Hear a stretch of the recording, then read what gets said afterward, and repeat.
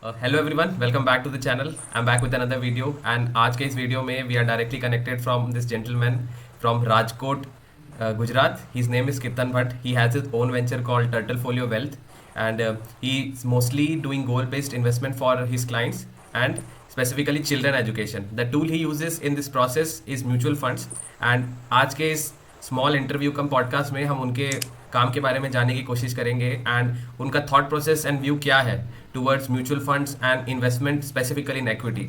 So over to you mister Kirtan, please tell about yourself.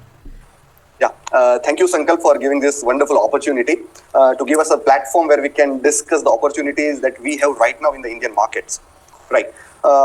I started Turtle Folio Wealth in the year 2021 after leaving my corporate job. I did my job for 1.5 years. And while I was in that first job, I felt कि मैं जितने families से मिला, जितने parents से मिला, I felt that there is one problem which we all are facing. वो एक problem ऐसा है कि what I observed is कि everyone has the funds, assets, but they are not managing it properly. And because of that, उनको उनकी family में financial stress हो रहा है. So what I thought कि if we plan the family's finances properly, तो कहीं ना कहीं their life can improve. अच्छा. It has the ability to transform someone's family, someone's life. So I thought that where the problem exactly is. So the fine problem which I found was कि हमने अभी तक जो भी investments किया है वो कहीं ना कहीं ट्रेडिशनल इन्वेस्टमेंट्स है and that is not giving returns more than the inflation. And because of that the families wealth, families assets are eroding day by day. Okay. And after that I started learning that what all mistakes as a common man is doing in their investment journey. जी. And that's how we started it. We did certifications, we did learnings from mentors and all. And now we are at that point where we can guide families and a common man basically, like what exactly he has to do to achieve a financial freedom. आपने एक specific point उसमें mention किया, inflation जो उनका wealth Erode कर रहा है. तो लोग यूजुअली बोलते हैं कि compounding is the six wonder of the world and what you called compounding से आपका वेल्थ बढ़ता है, but at the same time compounding makes you poor. The reason being अगर आप उसमें पार्टिसिपेट नहीं किए हो तो अदर चीज़ों का जो प्राइसेस है वो कंपाउंड होके आपका परचेजिंग पावर को वो ईट अप कर लेगा. So Definitely, yes. compounding will make you poor if you do not participate in that. So Yes, ये right. मैं रिवर्स थॉट प्रोसेस से सोचा, then it made a lot of sense and it was a very catching statement for me. Correct, right. So हम जब भी पढ़ते हैं कि महंगाई इतनी बढ़ रही है, पेट्रोल के दाम बढ़ रहे हैं, सारी ग्रोसरीज के दाम बढ़ रहे हैं, तो I think that the rich और the person who is having the assets, जिनके पास इन्वेस्टमेंट्स है in any form, they are not the part of the increasing inflation, because उनको कोई दिक्कत नहीं है. उनकी जो एसेट्स है वो भी तो बिकॉज ऑफ इन्फ्लेशन बढ़ रही है. उनकी प्रॉपर्टी के रेट्स बढ़ रहे हैं, उनकी इक्विटीज की वैल्यूएशंस बढ़ रही है, उनका गोल्ड का जो वैल्यूएशन है वो बढ़ रहा है. But at the same time the families और the person who does not have the assets, जिनका इन्वेस्टमेंट्स नहीं है, they are on the opposing side, the adverse side of the inflation, and because of that they don't like inflation. Yes. The person who has the assets loves inflation because his valuations is going up. Right.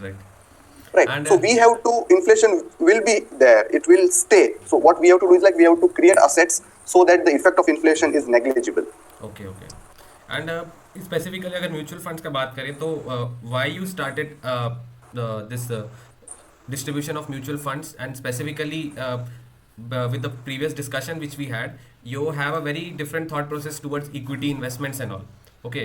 And Correct. going down the road further as India is generating more wealth, और पैसे आ रहे हैं, foreign से investment आ रहा है, लोग ज़्यादा पैसे अर्निंग कर रहे हैं, हमारा इन्फ्लेशन रेट भी काफ़ी स्टेबल है, अभी ग्रोथ रेट भी अच्छी है. तो इसमें what is the journey forward for a standard actually एक नॉर्मल इंडियन इन्वेस्टर के लिए?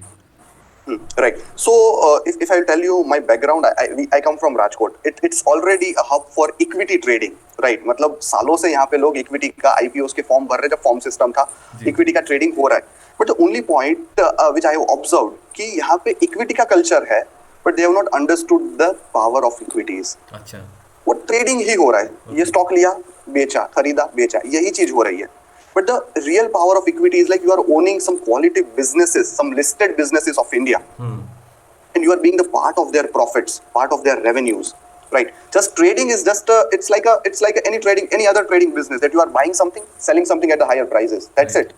But you are not making a exponential, multiple amount of valuations from the trading, right? So why we started through mutual funds and we are focusing on equities is because I'm sitting in Rajkot, but I'm able to invest in some quality businesses of India. Right. And equity has democratized anybody to invest in quality businesses sitting anywhere in India. Yes. So I think this is not possible in, let's say, properties or gold or any other asset classes with such fractional amount of investment. Right. A person who is having 5,000 rupees can invest in multiple companies through mutual funds, but that is not possible to invest in gold or properties or any other asset class. So equity, I feel, is a equanimity product for anybody who wants to invest. Actually same thing है जब हम लोग investment planning पढ़ रहे थे in our CFP education. So there we studied कि equity का actually मतलब क्या होता है. इक्विटी का मतलब होता है कि मालिकाना अधिकार किसी भी व्यवसाय या उद्योग में या बिजनेस में आप उसमें मालिकाना अधिकार अपना परचेज कर रहे हैं उसमें by contributing some Yes. Amount. तो जब इस तरीके से you think in that terms कि मैं एक बिजनेस के गेन्स या प्रॉफिट्स या ग्रोथ में पार्टिसिपेट कर रहा हूँ एंड मेरे को एक बहुत रिस्क प्रॉपरली मैनेज तरीके से ये मैं एक एक्टिविटी कर पा रहा हूँ, तो it makes a lot of sense then कि आप बिजनेस ओन कर रहे हैं इक्विटी से, फ्रैक्शनल बिजनेसेस ओन कर रहे हैं. तो and that too are very quality businesses जिसमें रेगुलेटर्स का नज़र रहता है, शेयर होल्डर्स प्रॉपरली उसमें रिपोर्ट लेते हैं, एनुअल रिपोर्ट्स होती है, लिस्टेड कंपनीज हैं, चीज़ें ट्रांसपेरेंट है, इंटरनेशनल एक्सपोर्ट्स भी होता है जिनका. So then I thinking in that terms okay these are like quality businesses and the more people invest and become the part of this the better it is. And I think I was talking to one of my mentor, तो उन्होंने बोला कि जो equity investment and specifically जो index related investments रहते हैं, सो वो हर एक सिटीजन का जन्मसिद्ध अधिकार होना चाहिए. Correct. सो आप उसमें इन्वेस्टमेंट इंडिया की ग्रोथ में आपका आपका पार्टिसिपेशन होना चाहिए इसमें. तो जब भी Yes. कोई भी बच्चे का जन्म होता है तो parent should actually made aware of this कि वो इस चीज में इन्वेस्टमेंट करें एंड उस अपने बच्चे को वो दे should give that right and privilege. So by the time the Correct. Kid is like 17 16 18 years they get some value out of that investment and उनका जो जर्नी है वो इंडिया के साथ ही आगे बढ़े. बढ़ रहा है. Yes, correct. सो मैं यहाँ पे एक एनेक्डोट रामचरितमानस से ऐड करना चाहूंगा जो आपने बिल्कुल. इक्विटी के बारे में बोला. हाँ. राइट. सो जब हम भगवान श्री राम की हिस्ट्री को, मतलब उनकी स्टोरी को सुनते हैं, तो he has to left Ayodhya वनवास के लिए. सो मतलब मैं ये समझता हूँ कि कहीं ना कहीं वेल्थ क्रिएशन के लिए आपको एक टाइम पर प्रॉपर्टी को छोड़ना पड़ेगा, जो महल छोड़ा था उन्होंने. Right. And the 14 years long journey in वनवास is, I feel, the equity investment. जो Right. वॉलेटिलिटी आ रही है इक्विटी में. Very nice. Right. So it was not very easy for even Bhagwan Shri Ram to spend the time in one forest. Right. उनको अपना सारा चीज अपने आप बनाना पड़ा. So I feel that is the हिस्सेदारी. Equity means हिस्सेदारी. You are purchasing some ownership in the company. You are giving the हिस्सेदारी of your investments. Right. So उनको भी अपना हिस्सा मतलब वन में जाके बनाना पड़ा, तब जाके वो मर्यादा पुरुषोत्तम श्री राम बने. राइट. अदरवाइज वो सिर्फ दशरथ के बेटे रहते अयोध्या में, अगर अयोध्या नहीं छोड़ते. जी. राइट. तो आई फील कि अगर कोई भी इन्वेस्टर 14 years का एक वनवास इक्विटी में स्पेंड करता है तो will definitely create a long lasting generational wealth, और फिर जैसे अयोध्या में राम वापसी होती है उसी तरह से आपका भी एक फाइनेंशियल फ्रीडम अचीव हो सकता है. Correct, correct. Yes. And before this discussion we were having, आप एक specifically you used a very particular term, Amrit Kal, for India Yes. going forward. Means please थोड़ा और उसको elaborate कीजिए. Please tell the people about it. What do you Right. mean So by I start. that? Yeah. Yes. So I'm very passionate about the growth which I am able to see right now in our country. Right. And the growth means the economy is going up. We are developing. Right. Right now we are the third largest economy, standing at the $4 trillion. Right. So the way going forward, it will be a very large pie of the whole economy. Right. So when we say it's Amrit Kal, it started from 2022 and it will last till 2047. These 25 years. Right. तो अगर मैं थोड़े developments हम India की अगर बात करें कि ये क्यों अमृत काल है इन्वेस्टर पर्सपेक्टिव से, कि अगर मैं आज इन्वेस्टमेंट करना चाहता हूँ तो ये मेरे लिए अमृत काल कैसे हो सकता है, इसके बारे में हम थोड़ा डिस्कशन में आपको थोड़े डेटा पॉइंट्स यहाँ पे देना चाहूंगा. जब भी मैं इकोनॉमी की बात करता हूँ तो जहाँ पे अगर जिस इकोनॉमी में कैपिटल मार्केट्स डेवलप्ड है, जैसे अमेरिका, कनाडा, यूरोप, यहाँ पे capital market means investment in stock market is comparatively higher than the developing market. अगर मैं इंडिया का डेटा बताऊं तो सिर्फ 4% of population is investing in the capital markets.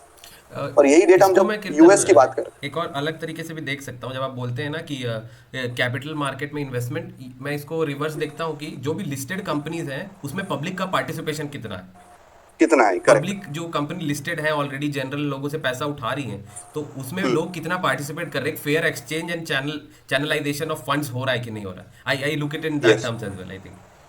correct, right. So see, basically a country develops when they get funds, when their businesses get funds, and that funds are not on a loan or on a liability basis, but on a sharing basis. So equity as a model is kind of, you are lending your money to an entrepreneur, to a businessman who is doing the business, and if their business is growing, you will get the share out of it in the form of profit, in the form of valuation, right?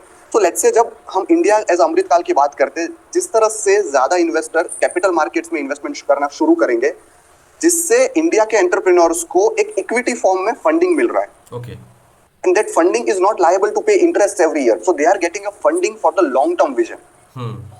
सो अगर मैं अपनी company की बात करूं, सिर्फ मेरे छोटे से बिजनेस की बात करूं, तो मेरे पास 3 ऑप्शन होता है फंडिंग उठाने का। एक, मैं आपको पार्टनरशिप दे सकता हूं, आप मेरे में इन्वेस्ट करोगे, I will give you some portion of my company, this is, we call it equity. Second option होता है कि I can go to the banks, show my balance sheet, and they will give me some funds at the interest rate, okay, in the form of loan. Third option मेरे पास होता है relative, relative से भी मैं loan ले सकता हूँ, और फ्रेंड्स या रिलेटिव से इनफॉर्मल लोन हम ले सकते हैं, राइट? तो the first option is, I think, a win win situation for everybody.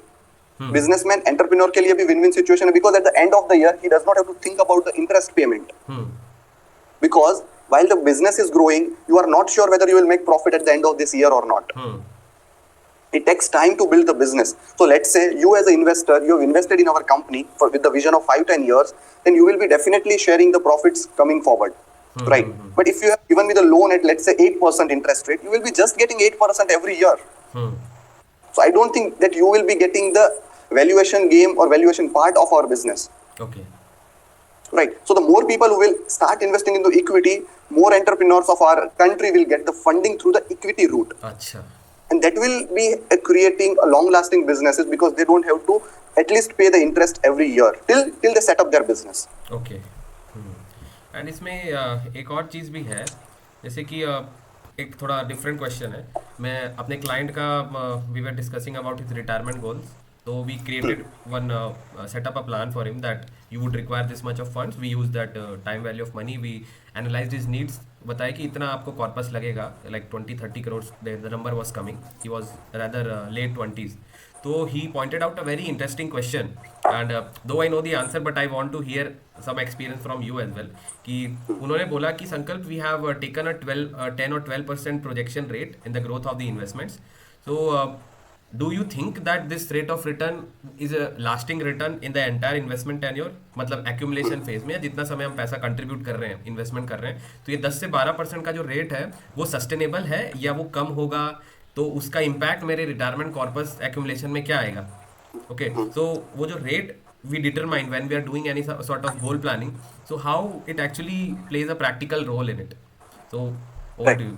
Yeah, so मैं यहाँ पे मेरे पॉइंट्स ऐड करना चाहूँगा। So I don't think as a 10-12% point of view, और वो मेरे लिए एक हुक है, वो how I consider is like कि मेरा जो इक्विटी या रिस्क असेट क्लास से जो मेरा रिटर्न आएगा वो डेफिनेटली इन्फ्लेशन से ज्यादा होगा, right? So let's say when I am doing a retirement planning, और मैं अगर 30 इयर्स का प्रोजेक्शन 12% से अचीव, मतलब I am taking 12% as the consideration, और मुझे लगता है कि going forward if the economy is developing and my rate of returns are 10%, then I feel the inflation will be also comparatively lower than what it is right now. The interest rates will be lower than what they are right now.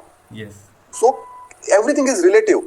I think we cannot put a stone marking that it will be 12% throughout the next 50 years. Yes. But what I feel is like we have to be flexible and we have to check things relatively with what things are actually right now. मैं भी client से यही मेरा बात हुआ कि मैंने उनको बोला कि देखिए, आप जो मैं 10 and 12% का rate we have taken, this is based on the assumption जो करंट मार्केट सिनेरियो है, जो इकोनॉमी की कंडीशन है। Okay, if this is a very sustainable way, this economy is growing, so this numbers are the reflection of the way our economy is behaving. अगर economy का behaviour इसी तरीके से रहा तो ये जो नंबर्स है ये अचीव हो गए, ठीक है? अगर इकोनॉमी इवॉल्व होती है, डेवलप्ड होती है, गुड्स एंड सर्विसेज का एक्सचेंज बढ़ता है, इसमें कैपिटल मार्केट्स और डेवलप होती है, तब क्या होगा? आपका जो इन्फ्लेशन रेट थोड़ा रिड्यूस होगा जब आपका डिमांड सप्लाई मैच होने लगेगा, और उसके बाद इंटरेस्ट रेट जब रिड्यूस होगा तो कैपिटल में जो रेट ऑफ रिटर्न आपको इक्विटीज जनरेट कर रहे हैं वो भी रिड्यूस होगा। तो जो तो दोनों के बीच का गैप है, it can be relatively constant, but at the same time दोनों फैक्टर्स रिड्यूस हो जाएंगे, तो हो सकता है आपका जो रिटायरमेंट कॉर्पस हम अभी प्रोजेक्ट किए हैं based on current inflation rate, उतना रिटायरमेंट कॉर्पस का हो सकता है आपको दरकार नहीं होगा, वो रिड्यूस हो जाएगा क्योंकि इन्फ्लेशन भी रिड्यूस हो जाएगा। नीचे हो रहा है, कम आ रहा है। ठीक है, करेक्ट, जर्मनी में करेक्ट, दो राइट, 4% का इन्फ्लेशन है, यूएसए में तो अभी 8 9 10% पहुंच गया, बट उसको फिर federal reserve will take some measure to bring it back. Okay, correct, तो correct. And one client was asking very funny interesting question, what happens अगर रेट ऑफ रिटर्न जो है इक्विटीज या फिर हमारे कंट्री का जो ग्रोथ रेट है वो इन्फ्लेशन से कम है।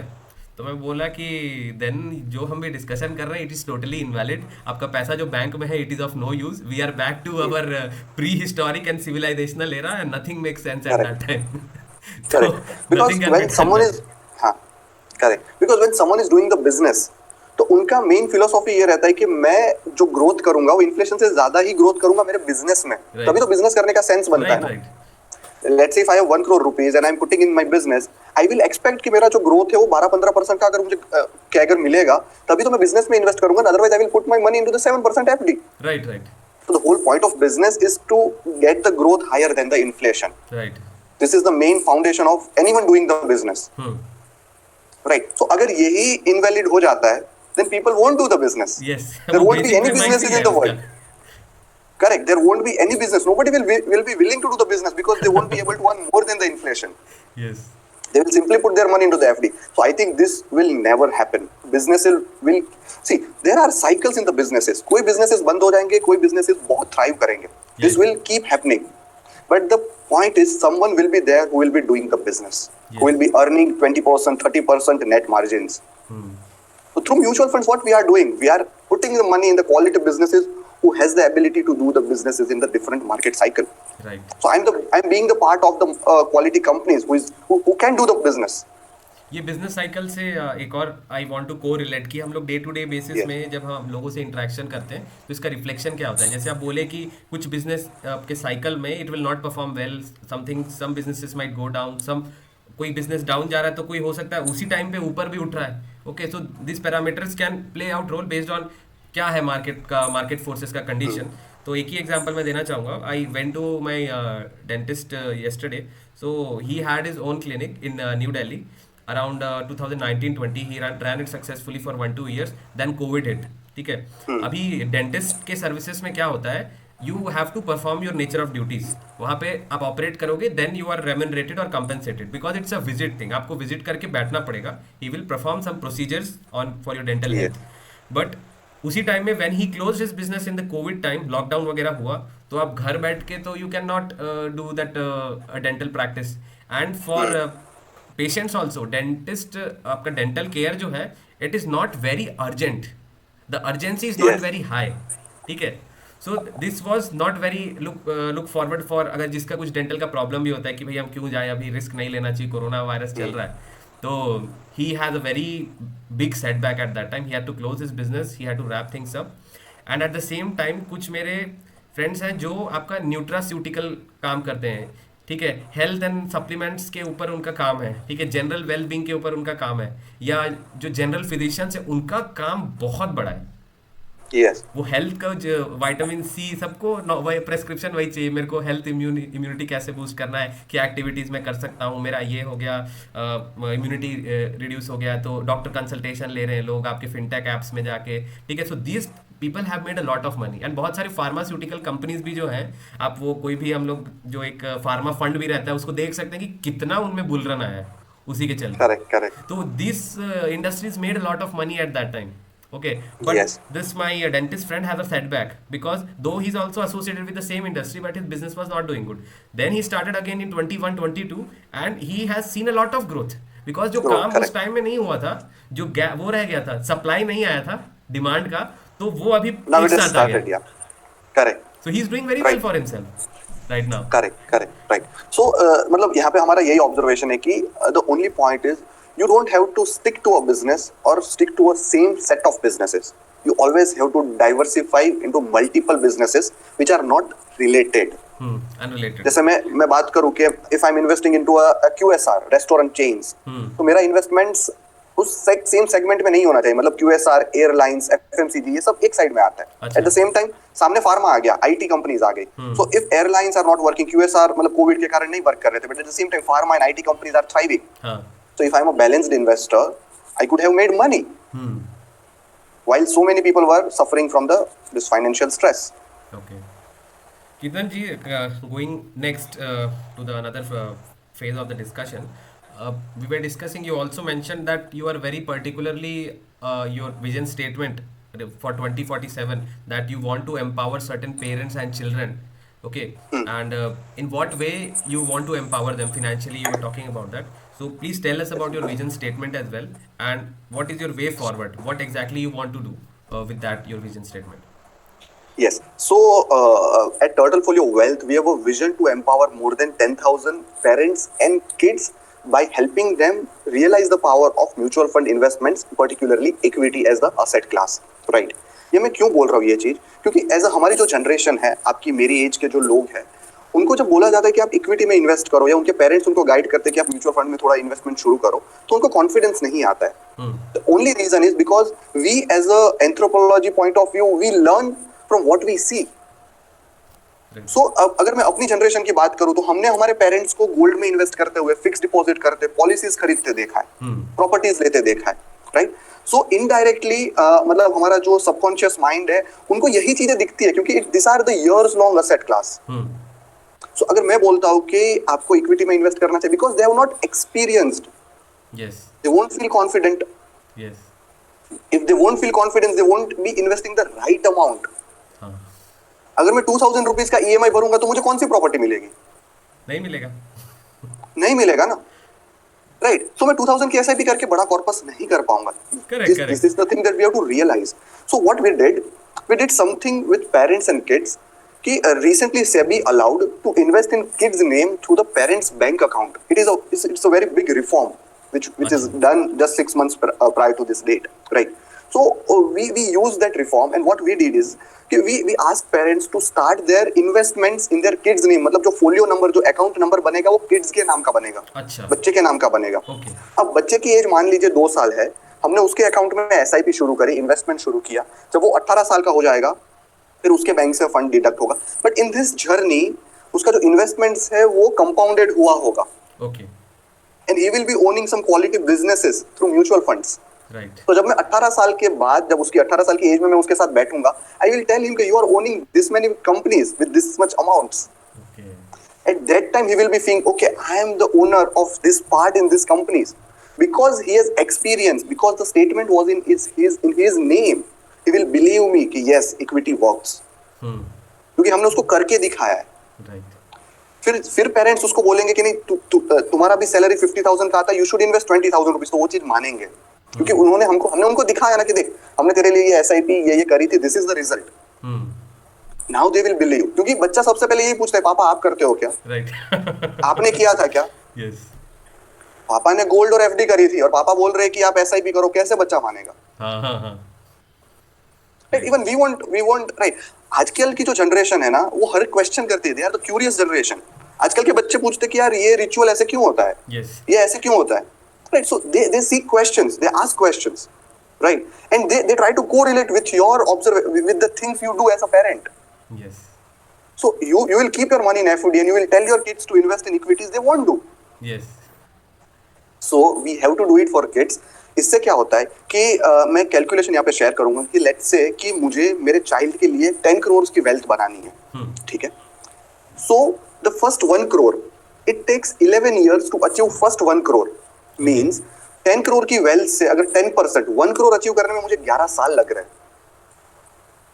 And in the next 10 years my kid will achieve 9 crores. Means 90% of the wealth is achieved in just 50% of time. But the first 1 crore took 11 years. So when you are starting your SIP in your kid's name, जो first 11 साल है वो तो as a parent आप wait कर रहे हो, जो सबसे कठिन समय है, जो वनवास का समय है, अच्छा, वो तो आपने बिता दिया।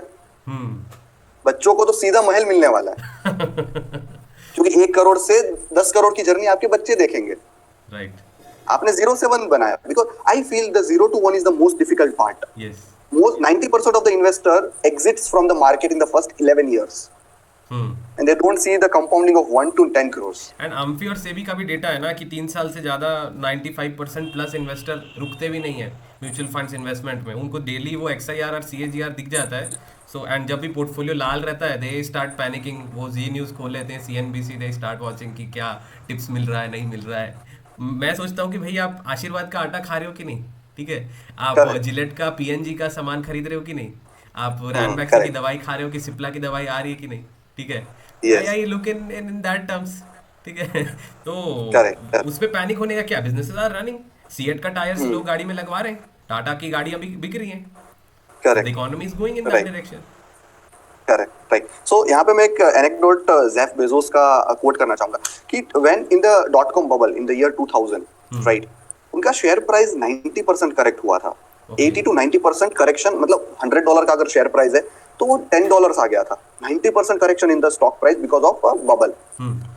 But as a founder when they analyse the metrics कि हमारी सेल्स बढ़ रही है, हमारा रेवेन्यूज बढ़ रहा है, then it was increasing year on year. मतलब बिजनेस ग्रो हो रहा है year on year. Just the thing is the stock price has came down, it doesn't mean the business is not growing. Okay okay, revenues उनके हर साल grow कर रहे थे। Stock price is not controlled by the entrepreneur और the businessman, that is controlled by the market forces, by the market participants, right, जो buy sell कर रहे हैं। मेरा बिजनेस लॉस करता है but if you are trading my company into the market I can do anything. वो तो आप पार्टिसिपेट किए हो पैसे में। They are like market makers, right? So the point is, stock price does not have a actual relation for an investor. उनको तो ये देखना है कि मैंने जिस कंपनी में इन्वेस्ट किया वो नेट प्रॉफिट क्या बनाता है साल का। And when I do the investments for any of my clients, I show them the net profits of the companies we are investing through mutual funds. Company के profits 2000 3000 crores in a year है, right? So I ask them to see this data. Because आप stock price देखोगे, आप उससे क्या interfere करते हो? क्या स्टॉक प्राइस 10% घट गया तो उसका प्रॉफिट 10% घट गया क्या? नहीं नहीं, that data just shows that this is the value, that's it. that data does not have exit profitability, balance sheet, nothing. हम लोग But कभी over the वही ना, long run, जब it will be intrinsic there. Value calculate हम करते हैं, various method use करते हैं, इक्विटी वैल्यूएशन के, PE ratio, dividend discount model, ठीक है, constant growth method, means for everyone these are some complicated terms, but we have to understand this, क्योंकि we have to deliver a service, हमको समझना पड़ता है इस चीज़ का क्या वैल्यू कंट्रीब्यूशन होता है। सो इसमें क्या होता है, still there are certain things जो रेस्ट्रिक्टेड रह जाती हैं, जो इक्विटी के वैल्यूएशन में रिफ्लेक्ट नहीं हो पाती हैं। एंड उसके बाद भी हो सकता है कि जो इक्विटी का आपका जो वैल्यूएशन है, जो एक मेट्रिक है जिस पे आप आए हैं कि अच्छा ये डिस्काउंट पे मिल रहा है, अंडर वैल्यूड है या ओवर वैल्यूड है, it can still go wrong. But what can not go wrong is आप प्रॉफिट कितना बना रहे हो, आप लास्ट ईयर कितना बनाए थे, इस साल कितना बनाए हो। Yes, तो correct. वहाँ So पे that is the exact data. Yes. Correct. Right. So the only point I like to add is कि देखिए, इक्विटी में there is a question mark. आपको 10 ईयर का रिटर्न क्या आएगा, there is a question mark. Yes, And because of that question mark only you are getting 18% CAGR returns. अगर वहां पे क्वेश्चन मार्क नहीं होता और लिख के दिया होता 15% guaranteed return, then I think हर कोई वही करते। राइट, जब आप रिस्क ले रहे हो then you are getting the reward ना। यस आपको रिस्क लेना पड़ता है तब जाके रिवॉर्ड आता है। यस, आप रिस्क नहीं ले रहे हो दैट अनसर्टेनिटी का, you are getting 7% guaranteed returns. हाँ, आपको एक ना एक, बिकॉज अगर आपको गारंटी चाहिए तो you have to let go of the risk and growth as well, दोनों इन्वर्सली Correct. रिलेटेड है कि आपको Correct. अगर आप ग्रोथ चाह रहे हो तो फिर आपको गारंटी को छोड़ना पड़ेगा वहाँ पे। Correct. And when someone is giving you the guarantee of let's say 7%, 6%, that person is taking risk for that money. हाँ, So you are getting the guaranteed returns, but someone is taking the risk with that funds. वही चीज़ देखिए ना कीर्तन, जैसे एक business है कोई भी, आप जैसे ITC का आप शेयर परचेज किए हैं या आप ITC में इन्वेस्टमेंट किए हैं, ठीक है, और मैं लेट से ITC कोई बॉन्ड इशू करता है तो उनके बॉन्ड में पार्टिसिपेट करता हूँ, ठीक है, तो उनका बॉन्ड लेट से मेरे को 9-10% का they are providing me this yield to maturity returns मिल रहा है, एंड आप ITC में पार्टिसिपेट करते हो तो उसका ग्रोथ रेट अगर 10% से ज़्यादा नहीं होगा तो मेरे से जो वो लोन लिया है उसको सर्विसिंग कैसे कर पाएगा। Correct, definitely. That's the point. So in that case वो पैसे बनाएगा, आपको रिटर्न्स भी देगा, फिर मेरा जो डेट है उसको सर्विस करेगा, मेरे को प्रिंसिपल रीपेमेंट भी करेगा। बट यहीं पे क्या हो जाता है कि दिस इज हाउ एक ट्रांजेक्शन वर्क करता है, डेट और equity, but at the same time हमको ये समझना चाहिए कि कौन से इन्वेस्टर को कौन से गोल के लिए कितना टेन्योर दूर है, नज़दीक है, और कितना इंपॉर्टेंस है उस गोल का, उसके हिसाब से they Yes. We have to decide कि ये कौन से एसेट क्लास में इसका इन्वेस्टमेंट होगा। वो रिस्क प्रोफाइलिंग और आपका एसेट रीबैलेंसिंग और एसेट एलोकेशन में आता है कि हम कितना दूर के गोल के लिए कितना दूर में करें। अगर 2 साल किसी का Correct. गोल है तो उसको इक्विटी में हम लोग पार्टिसिपेट कराने से it would be a riskier bet to do that. Correct. Correct. तो आई थिंक Right. कि So, जब वो हाँ. क्लोज टू गोल आता है तो उसमें भी एसेट रीबैलेंसिंग आप करते होंगे। यस, सो रिसेंटली मेरी एक क्लाइंट मीटिंग में डिस्कशन हो रहा था कि उनका गोल्स हमने डिसाइड किया, अमाउंट डिसाइड करी, and I give them 3 options कि आप बैंक फिक्स डिपॉजिट से करेंगे इन्वेस्टमेंट तो ये आपका पर मंथ अमाउंट आएगा जो आपको इन्वेस्टमेंट करना चाहिए। हाँ। अगर आप इंश्योरेंस पॉलिसी से करेंगे तो ये आएगा, इक्विटी एसआईपी से करेंगे तो ये आएगा। हम्म। तो एक में 50,000, एफडी में 50,000 पर मंथ आ रहा था, Okay. इक्विटी में 25,000 पर मंथ आ रहा था, पॉलिसी में नियर अबाउट 45-50,000 आ रहा था। Okay. मैंने उनसे पूछा कि आप कौन सा मोड ऑफ इन्वेस्टमेंट सिलेक्ट करेंगे, उन्होंने बोला equity.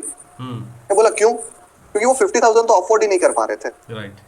So the point is not कि आपको इन्वेस्टमेंट इक्विटी में करना चाहिए, इक्विटी ही सिलेक्ट करना चाहिए, बट क्या आप जो 25,000 का एसआईपी अगर आप एफडी में करेंगे फिक्स डिपॉजिट में तो क्या आपका गोल अचीव होगा? That should be the question. I am not saying कि आपको इक्विटी में ही करना चाहिए। अगर आप 50,000 मंथली इन्वेस्ट कर सकते हो फिक्स डिपॉजिट में तो आप एफडी से गोल अचीव करो। बट अगर आपकी इनकम में 50,000 है और आपको गोल अचीव करने में 25,000 की इक्विटी एसआईपी से हो सकता है, then I think equity is the best option. तो पॉइंट इज आपका गोल अचीव होना चाहिए। राइट। एफडी से करोगे तो amount on the higher side जाएगा। Okay, correct. So I think we had discussed a lot of things about specifically equity, and मेरे को भी अच्छा लगता है कि वो पर्सन जो स्पेसिफिकली एक एसेट क्लास या अपने प्रैक्टिस के लिए डेडिकेटेड है, they are shedding light on the topic that is discussed, so it also gives me a Yes. Lot of confidence in the type of work we do as well. Correct. And why मतलब मेरा ये profession select करने का मतलब पहले से it was not planned but it happened that way, right? चीजें सीखते गए और we are at the right place I feel, and this is the best profession because you are getting the same treatment with compare to a person who is doing the business from last 20 years. ये कोई business में नहीं होता है। Yes. There are mutual funds जो आपको equal treat करते हैं, यस। देयर आर मेंटर्स जो आपको इक्वल ट्रीट करते हैं। मतलब this is such a beautiful profession जहां पे मेरे को मेरे कंपटीटर्स मुझे सिखाते हैं कि ये करना चाहिए। मैंने ये सीएफपी कोर्स किया, मेरे कलीग ने मुझे सजेस्ट किया कि you should do the CFP, yes. Which is a certified financial planner. मतलब मेरे कंपटीटर मुझे एम्पावर कर रहे हैं। तो ये कौन से प्रोफेशन में होता है? कहीं नहीं होता ये। यस। एंड अभी मार्केट इतना बड़ा है, इतना काम है पेंडिंग करना है फाइनेंशियल प्लानिंग में, गोल बेस्ड इन्वेस्टमेंट्स में, लोगों को सही राह दिखानी है, तो अभी बहुत लंबा रास्ता तय करना है। एंड आई थिंक अगर जब तक Correct. कोलैबोरेशंस लोग नहीं करेंगे इस इंडस्ट्री में, लाइक सेबी आरआईएस हो गए, mutual fund distributors, insurance advisor, retirement advisors या सर्टिफाइड फाइनेंशियल प्लानर, जो भी क्वालिफाइड फिनेंशियल एडवाइजर हैं, वो जब तक कोलैबोरेट एक सिनर्जी में काम नहीं होंगे तो वो टुकड़े टुकड़े में ही इंडस्ट्री बटा रहेगा। एंड मेरा भी Correct. वही ऑब्जेक्टिव है कि ये प्रोफेशनल्स को I should bring out on my platform, means I Correct. Want to bring out professionals, not influencers. जो प्रोफेशनल Yes. जो ऑलरेडी काम कर रहे हैं, क्लाइंट के साथ डील करते हैं Correct. On this brick and mortar way, they are building up their business in the traditional. Correct. जो क्लाइंट Correct. से इंटरेक्शन करते हैं, मेरा आपके साथ मीटिंग होगा तो आई बिलीव आप फिर एक अदर कॉल पे जाएंगे, तो Yes. In this way they are actually really connected to the ground reality of it. And Yes, household में yes. क्या डिस्कशंस होते हैं क्लाइंट के, आपका जो एडवाइस है या रिकमेंडेशन या प्रोडक्ट सजेशन वो कैसे इम्पैक्ट करता है एक फैमिली को, वो means it is a direct response which we are getting from the normal people. So that I wanted to inculcate कि ग्राउंड रियलिटी, Definitely. मतलब वो जमीन से जुड़ा हुआ नेता का जो एक्सपीरियंस होता है, it is far different than you know cabinet minister जो है, ठीक है। Yes, they correct. Can give the proper ground reality of. तो मेरा यही ऑब्जेक्टिव है कि मैं अपना काम भी बढ़ाऊं, इससे लोगों को इन्फॉर्मेशन शेयर करूं, मेरे क्लाइंट्स को, मेरे Yes. जो गेस्ट हैं उनके क्लाइंट्स तक भी ये इन्फॉर्मेशन जाए कि उनके Yes. जो प्लानर हैं, उनके जो फाइनेंशियल एडवाइजर है, how is actually adding value. So that is my intention. Correct. And So our main purpose is to do the execution, Yes. जो मतलब client level पे कई बार friction create करता है। We are not just giving the influence or just the information per se, right? But what our main criteria is कि यार हम उनको execute करके एक real change दिखा सके। Yes. That is our main purpose as a community at a whole, yes. right? So I think that is a very noble thing and the noble intention we are carrying, and hopefully I expect other people who will come in the platform, they will also have the same the notion to carry. And I Yes. really thank you for coming today and taking out the time for this small interview come podcast. and I really hope that this industry rewards the efforts we are putting in for the benefit of the Correct. people, and let's hope for further growth and development in the same domain as well. Thanks for Definitely. coming. Yes. Thank you, Yes, Kirtan. Uncle. Thank you for this wonderful podcast that we did. It was like interesting thing, and बहुत कुछ सीखने को भी मिला, right? And if we, through this podcast or through this our efforts, if we can change someone's life, just one person's life, I think we have done our job. Yes, correct. So thank you everyone for staying till the end of this podcast. And इसी के जैसे I will bring out more interesting guests. I will create further concept videos on topics I want to express my opinions and information on. And thank you for subscribing to the channel. Please like, share, and comment your feedback. And you can connect to Mr. Kirtan as well via Turtle Folio Wealth. You can make a Google search. You can get to know him as well. Thank you.